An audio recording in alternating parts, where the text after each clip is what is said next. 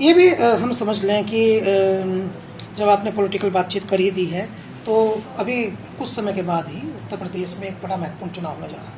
वो महत्वपूर्ण चुनाव जो है वो उससे सरकारें तो नहीं बदलती लेकिन उसकी पावर बहुत होती है। पंचायत चुनाव, त्रिस्तरीय पंचायत चुनाव। तो ये जो पंचायत चुनाव है जिसमें प्रधान, ब्लॉक प्रमुख, जिला पंचायत का जो चुनाव होता है, जैसे त्रिस्तरीय चुनाव कहते हैं, इसमें आपकी पार्टी जो है उसने पिछली बार भी 19 से बेहतर परफॉर्मेंस किया था। इस बार आपकी क्या तैयारियां हैं और क्या आपकी रणनीतियां हैं? आज कह रहा हूँ प्रभुजन सम्मेलन पहला सहारनपुर से शुरू हुआ। सहारनपुर जो सीट शुरू होती है वो खत्म नहीं होती, वो बहुत दूर तक जाती है। उसको खत्म करने का कितना प्रयास किया जाए। दूसरा हापुड़ में किया, मेरठ मंडल का, फिर गाजीपुर में किया, बनारस मंडल का, फिर आगरा में किया, आगरा मंडल का, और फिर लखनऊ में किया, लखनऊ मंडल का, और अभी 2 दिन पहले झांसी में झांसी मंडल का करके आया। अब कानपुर मंडल का 21 तारीख में, 22 तारीख में बस्ती मंडल का, 18 मंडल सम्मेलन होंगे। उसके बाद जिले वाइज कार्यक्रम चलेंगे। और आप मेरी बात को याद रखना भाई, इस बार त्रिस्तरीय पंचायत चुनाव में आजाद समाज पार्टी जो परफॉर्मेंस देगी, अगर निष्पक्ष चुनाव हुए तो आप देखना कि बड़े बड़े दल रिजल्ट देख के अचंभित हो जाएंगे और परेशान हो जाएंगे। और 2027 की एक बड़ी जमीन आप तैयार कर देंगे। आप जान लो और समझ लो। गुड। और 2027 में आप किसके साथ लड़ेंगे? अकेले लड़ेंगे या किसी राजनीतिक दल ने आपको अपने नजदीक लाने की कवायद शुरू की है? मैं लड़ने के किसी के साथ काहे को लड़ूंगा भाई, मैं तो जनता के लिए लड़ूंगा। ओके, आप बताओ ना, आप समझो ग्रामीण ये इकाइयां बनी क्यों? ग्रामीण क्षेत्रों का विकास हो सके। नहीं हो रहा है ना, नहीं हो रहा है। नहीं, हम कह रहे हैं 2027 का विधानसभा चुनाव ज्यादा दूर नहीं है। पहले त्रिस्तरीय पंचायत चुनाव का रिजल्ट आ जाने, उसके बाद आपकी ताकत बढ़ जाएगी। राइट। हाँ, जब ताकत बढ़ेगी तब फैसले कर लेंगे। जैसे आपको को पता हो, एक प्रकरण चल रहा है ग्वालियर में, बाबा साहब अम्बेडकर के स्टैचू जो वहाँ के हाईकोर्ट के चीफ जस्टिस जबलपुर जो निर्धारित करके गए as a law, as per law की वो लगनी, उसको फिर लगने नहीं दिया गया। तो उसमें जिस तरह से 11 जून को हमारी पार्टी ने एक बहुत बड़ा सम्मेलन पंचायत बुलाई थी, और मैंने अभी भी उस पर लिखा है कि हम एक बड़ा जो है तैयारी कर रहे हैं। हम गांव में जाएंगे इस बात को लेकर, कौन बाबा साहब अम्बेडकर की स्टैचू का विरोध कर रहा है। जो बाबा साहब की अम्बेडकर की स्टैचू जो संविधान निर्माता, जो सुप्रीम कोर्ट में लगी है, सुप्रीम कोर्ट के पूर्व चीफ जस्टिस चंद्रचूड़ जी लगवाई, तो जो हाईकोर्ट में जिनका जो कानून मंत्री है पहले, जिनकी लगनी चाहिए, जो संविधान निर्माता, उसका विरोध कौन कर रहा है? 21 मानसिकता के लोग हैं समाज में, और इसके फेवर में बात करके कौन राजनीतिक लाभ लेना चाहे, इस बात का संदेश समाज में आना चाहिए। इसलिए हम तैयारी कर रहे हैं। हम तो आंदोलन चला रहे हैं ना सामाजिक परिवर्तन का। तो मध्य प्रदेश की गली गली गांव गांव घूम के हमारे लोग ये बात बताएंगे किस तरह से बाबा साहब अम्बेडकर को आज भी, उनके जाने के बाद, उनके संघर्ष को, उनका इस देश के लिए जो बलिदान है उसको धत्ता बता के जो है उनका अपमान करने का प्रयास करें, जो हम लोग एक्सेप्ट नहीं करेंगे। हमारा आंदोलन देश भर में लगातार चल रहा है। हमारे कैडर कैंप चल रहे हैं, छोटी मीटिंगें चल रही हैं, बूथ कमेटी काम चल रहा है, प्रभुजन सम्मेलन के साथ सेक्टर कमेटी काम चल रहा है, भाईचारा कमेटी काम चल रहा है। अभी मीडिया हमें उस तरह से नहीं दिखाता, मीडिया हमारी बुराइयां तो दिखाता, अच्छा ही बहुत कम दिखाता है। हाँ, शुरुआत अब तो लगता है कि एक वर्ग ने तय कर लिया है कि आपको डिफेंड करना है। क्या फर्क पड़ता है? क्या फर्क पड़ता है? उनके हाथ में सब कुछ होता तो मुझे पैदा नहीं होने देते। ये तो मुझे आपका डायलॉग, मुझे पेट में मरवा देते। ये डायलॉग तो मुझे आपका बहुत पहले से मैं सुनता हूँ और मुझे अच्छा भी लगता है। अभी क्या है कि मैं एक घटना आपको याद दिला दूं, चूंकि आप भी क्रिकेटर रहे हैं और क्रिकेट जो है वो मेरा भी पेशेंस रहा है बचपन का।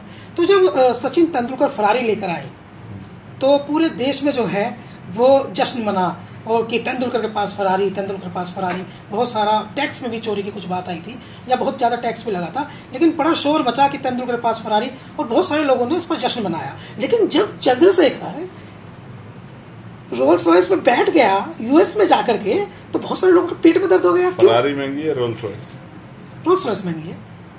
मैं वहाँ फरारी में भी घुमा था, मेरे साथियों में है वहाँ फरारी। ओके। सियाटल में वो लोग मुझे फरारी में लेके उन्होंने घुमाया।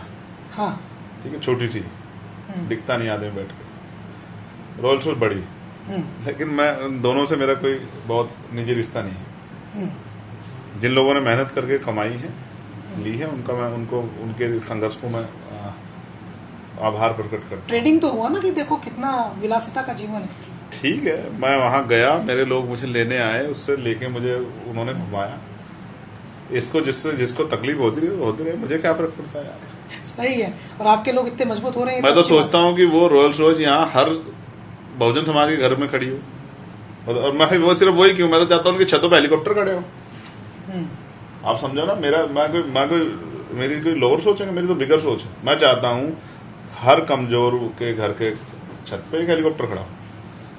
इतना बड़ा घर हो कि हेलीकॉप्टर खड़ा कर सके, और उसके घर के में हर घर में एक रोल्स रॉयस खड़ी हो, एक की भी तो 2 खड़ी हो, मुझे क्या फर्क पड़ेगा। मैं तो चाहता हूँ ऐसा हो।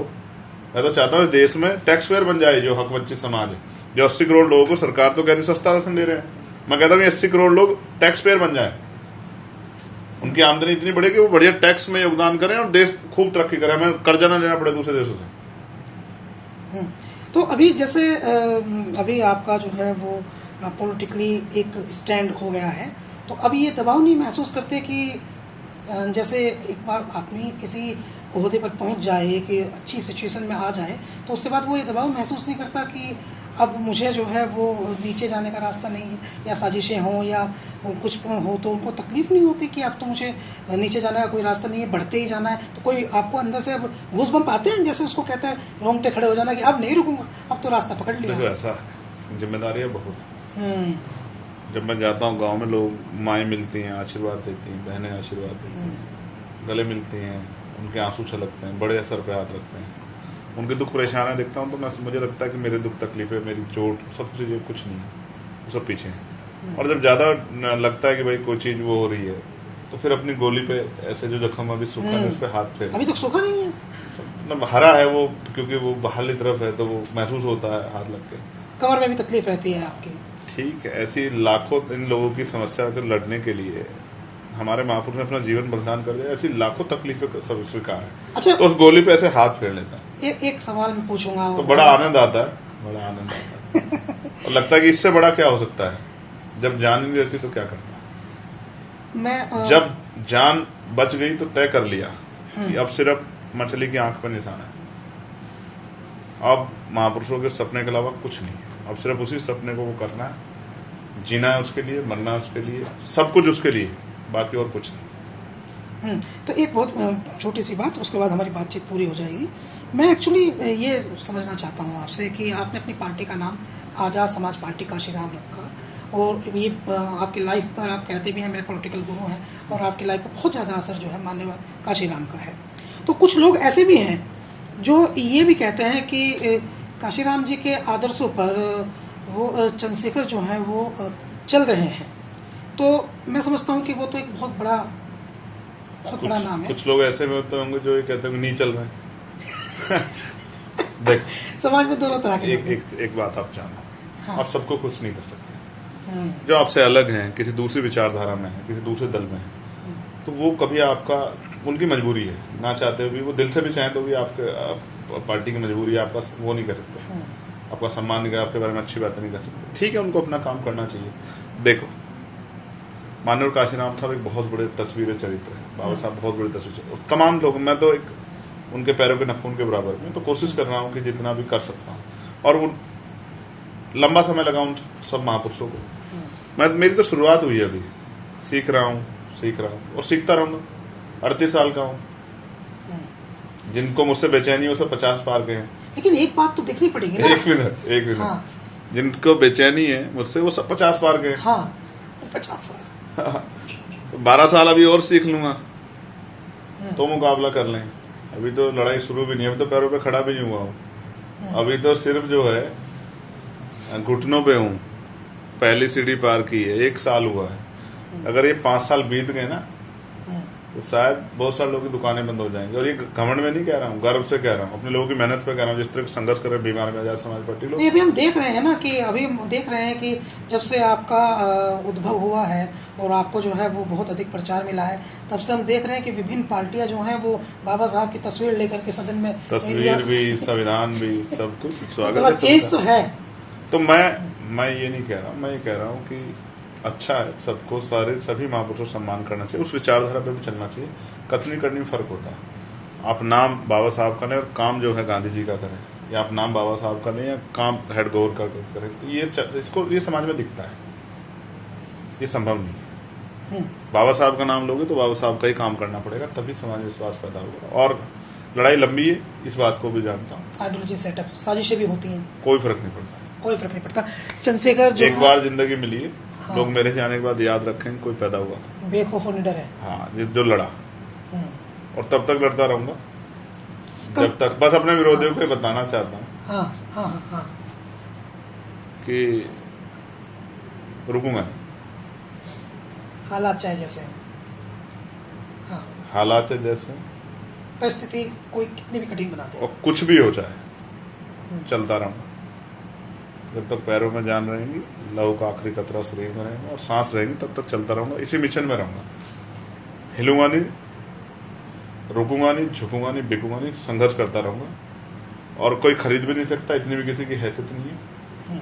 और जो लोग इधर उधर की बातें करते हैं, अगर एक कॉल, एक आवाज कर दो, एक लाइव कर दूंगा ना, तो करोड़ रुपए इकट्ठे कर दूंगा। इस आंदोलन में, जिस आंदोलन पैदा हुआ, उसकी शक्ति को जानता हूँ। एक लाइव कर दूंगा ना, लेकिन मैं जानता हूं कि इस पैसे कोई साथ लेके नहीं जा सकता है। एक फोन कर दूंगा तो इतने पैसे इकट्ठे कर दूंगा कि 1 साल पार्टी चल जाएगी। ठीक है, जिसको जो कहना कहें, हम अपना काम करें और करते रहें। नहीं, नगीना का चुनाव आपने प्रैक्टिकली इस तरह से लड़कर दिखा दिया, सिंबल सेट के एग्जाम्पल दिया, नगीना चुनाव में एग्जाम्पल दिया। चंद्रशेखर आज़ाद साहब जी से बात करना एक्चुअली समय का, हमेशा इन्होंने हमको पहले कहा था कि 1 घंटा जो है वो मेरे पास है, तो हम इनसे बातचीत करते हैं तो लंबे समय तक करते रहते हैं, क्योंकि इनके पास बात कहने के लिए बहुत कुछ है।